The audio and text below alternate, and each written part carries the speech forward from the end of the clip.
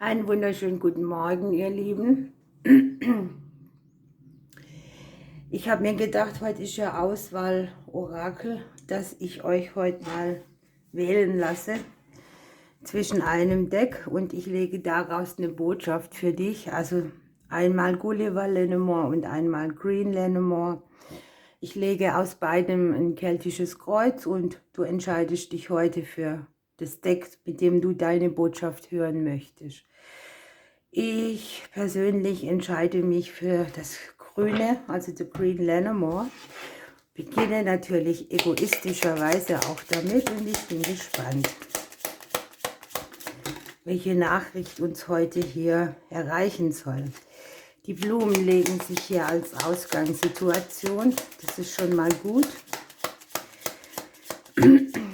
Wir rechnen mit einem guten Ausgang von irgendwas.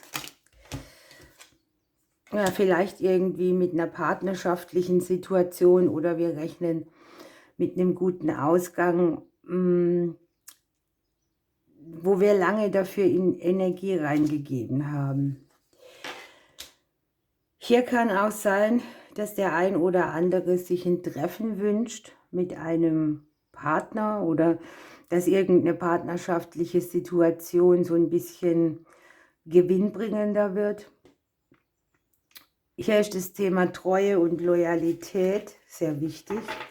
Hier hat man vielleicht auch schon die Möglichkeit, indem man sich sehr selbstloyal ist, etwas zu drehen, ohne es von einem Gegenüber zu verlangen. Anderes Szenario wäre hier, aus einer Liebe wird Freundschaft oder andersrum. Natürlich besteht hier auch die Möglichkeit, jemanden zu treffen. Ja, es geht vielleicht um eine eingefahrene Situation. Ne? Hier unten auf der unterbewussten Ebene haben wir das Haus. Da hast du schon dein Fundament, da steht das Ding, ne? Da hast du schon deine Grenzen gezogen. Und jetzt fragt man sich vielleicht, was kann ich da noch wachsen lassen? Wie nehme ich mein Umfeld damit? Wenn du möchtest, kannst du hier auch Familienthemen sehen. Ne? Wie kriege ich alles unter den Hut, was uns allen wieder mehr Freude bringt? Wir haben hier in der jüngeren Vergangenheit das so, dass schon irgendetwas Fahrt aufgenommen hat, in Bewegung kam. Und wir sehen hier irgendwie für die nähere Zukunft, dass das, was hier die Ausgangssituation ist, vielleicht so ein bisschen mit Diskussionen behaftet ist. Man muss für sich einstehen, vielleicht gibt es Konflikte.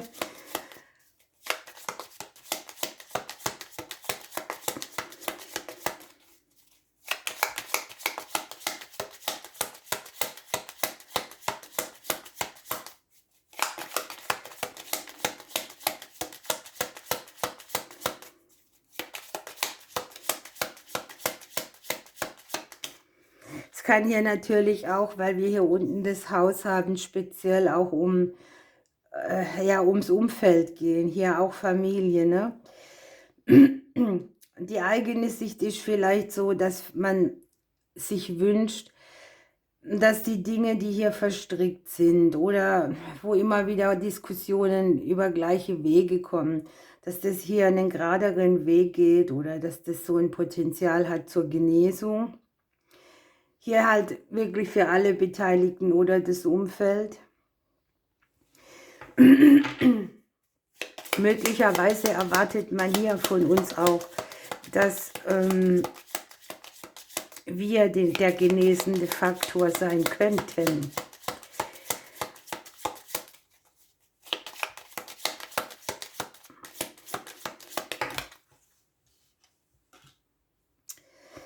Aus dem Umfeld kommt hier eine Situation oder eine Möglichkeit, sich eine neue Tür zu öffnen, einen Erfolg zu kriegen bei dem Thema, das wir uns hier eh schon wünschen, das hier aufblüht, Wachstum bringt. Aus dem Umfeld nimmt man uns vielleicht auch sehr selbstsicher wahr oder man sieht uns als derjenige, der es reißen könnte. Vielleicht muss man da halt auch alle wieder dafür auf ihren Platz stellen, ne? Und zu sagen, okay, ich bin nicht für alles verantwortlich, ich bin nicht der, der alle befreit hier, der für alle die Türen öffnet.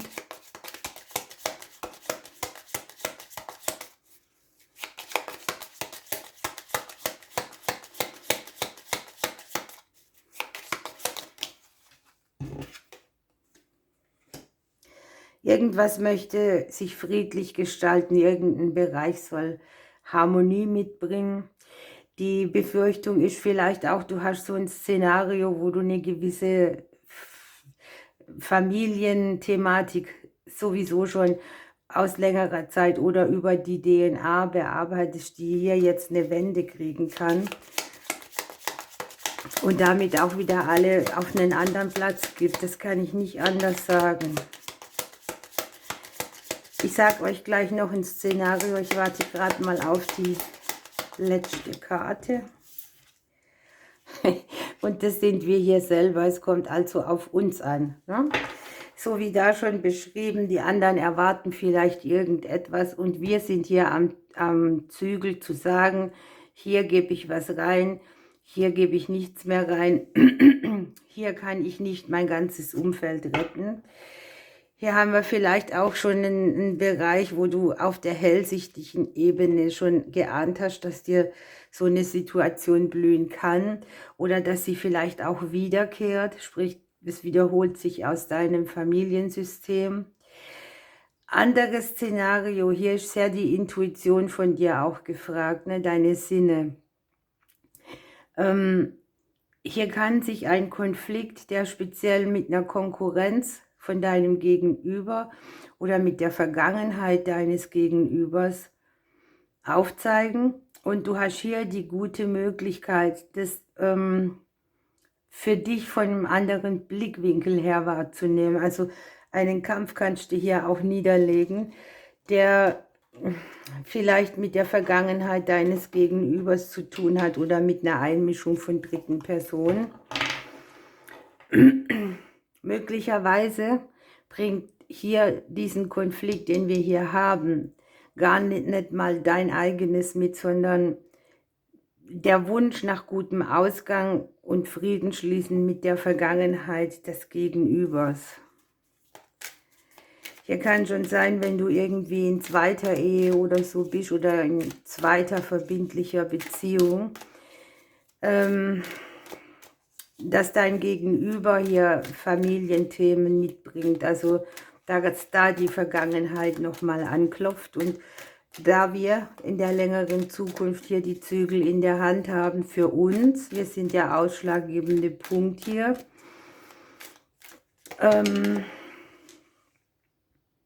kannst du das hier für dich so entscheiden, wie du möchtest, ne? Gehst du damit in Resonanz, lässt du es für dich gut ausgehen, wie auch immer. Vom Gesang der Vögel sind mir jetzt zwei rausgefallen. Das ist einmal der Sperling, einmal der Buntspecht. Und der Sperling sagt dir, ich komme in dein Leben und bringe dir Antriebskraft, Genauigkeit und Freiheit. Gehe durch die dunklen Phasen und das Licht macht sich breit. Es wird hell und klar in deinem Leben. Und der Buntspecht, ich klopfe an eine teils verschlossene Türe deines Herzens und möchte dich auffordern, wieder das Herz auf der Zunge zu tragen und nicht gegen deinen eigenen Rhythmus anzukämpfen. Also hier kriegst du vielleicht so ein Warnsignal, hier wird angeklopft, ne? Vielleicht auch die Vergangenheit und du sollst es richten und hier, ne, mit dem Konflikt, da geht es schon auch darum, dass man diskutiert oder dass man das Herz auf der Zunge trägt und da mal seinen Teil dazu auch loswerden kann. Scheint ja auch so ein bisschen eine emotionsgeladene Sache zu sein. So ein genannter Trigger oder etwas, was vielleicht wieder mal kurz in die Mitte deiner Aufmerksamkeit kommt. Ganz oberflächlich gedeutet kann es auch sein für diejenigen, die einen Wunschpartner haben oder so, wo noch nicht so die Festigkeit ist, dass man hier mit Konkurrenz zu tun hat oder dass man eifersüchtig wird oder dass man in die zweite Reihe gestellt wird. Hier kann auch sein, jemand sagt ein Treffen mit dir ab, weil die Vergangenheit eben wichtiger ist. Hier ist dir bewusst, dass du dir selber sehr, sehr treu sein sollst, dass das der richtige Weg ist und dass du es am Ende bist, der die Situation für sich in den Frieden bringt. Okay, ihr Lieben, dann nehmen wir das Gulliverle nochmal.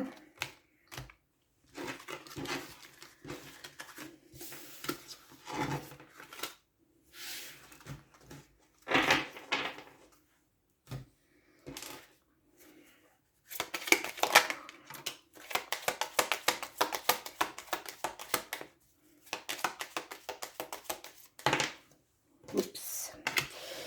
Für euch hier auf dieser Seite zeigt sich irgendeine Situation vom Außen, wo ihr einen Schnitt machen dürft oder wo das Außen einen Schnitt für euch macht oder wo irgendetwas ziemlich unkontrolliert, schnell und plötzlich auf euch zukommt. Möglicherweise trägst du auch irgendwas nach außen, was dich sehr verwundet hat. Ja, auf der bewussten Ebene haben wir irgendeine schwierige Situation.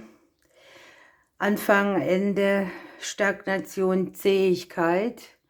Dir kommt etwas lang vor, du hast Abschied nehmen müssen, etwas hat sich für dich nicht eröffnet. Und dir ist irgendwie bewusst, dass Anfang und Ende und Schnitt hier gemacht werden sollte, darf, müsste.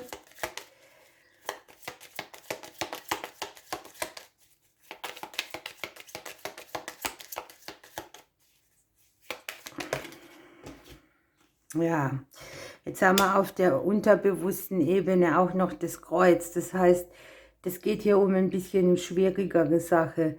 Vielleicht gibt es irgendetwas, was dich von außen ganz plötzlich in eine Lage gebracht hat, in der du nicht sein wolltest. Und du solltest dich jetzt damit beschäftigen, wo deine nächsten Schritte hingehen. Was hier schön ist, ist aber, dass dieses Kreuz oder diese Situation, die dir wie ein Kreuz vorkommt oder schwierig ist, oder das Schicksal da auch seine Finger mit im Spiel hat, dass dir das ermöglicht, eine Phase zu beenden, die du bisher vermieden hast, vielleicht auch bewusst vermieden. Wir haben in deiner jüngeren Vergangenheit den Turm drin. Möglicherweise gab es etwas, was dich getrennt hat von irgendjemand, von irgendwas. Möglicherweise eine Situation, auch wo du das Gefühl hattest, ich bin alleine mit allem, ich muss es selber ausmachen.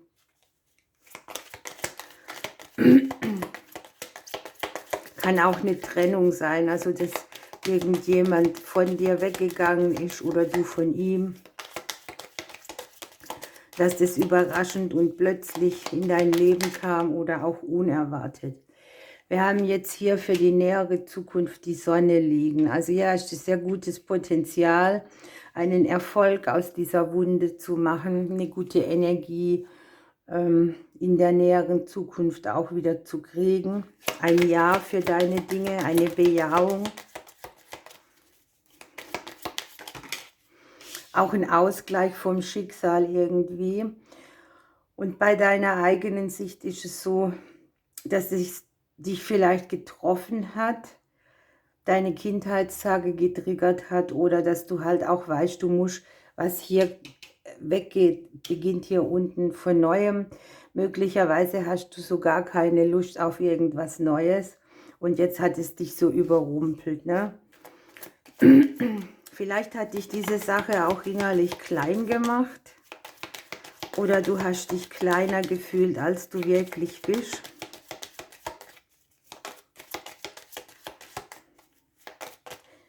Na.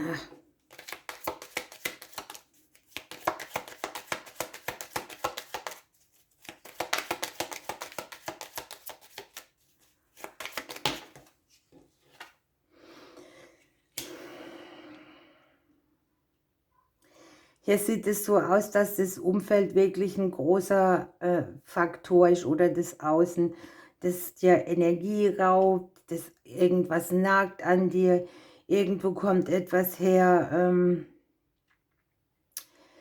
wo man auch von außen bei dir wahrnimmt, dass dir irgendwie was fehlt. Hier geht es auch zurück so aus einer schwierigen Situation, die Energie gekostet hat, wieder etwas zu kreieren, das Energie gibt. Ja, und die Hoffnungen und Ängste sind vielleicht, dass Dinge nicht richtig sind, so wie sie sind, dass du Energie in was gibst, das dich nachher wieder nicht weiterbringt. Die Hoffnung ist auch, dass Ehrlichkeit hier wichtig ist, also dieses ehrliche Aussprechen, keine listigen Dinge von außen kommen oder Täuschungen auch, Unwahrheiten.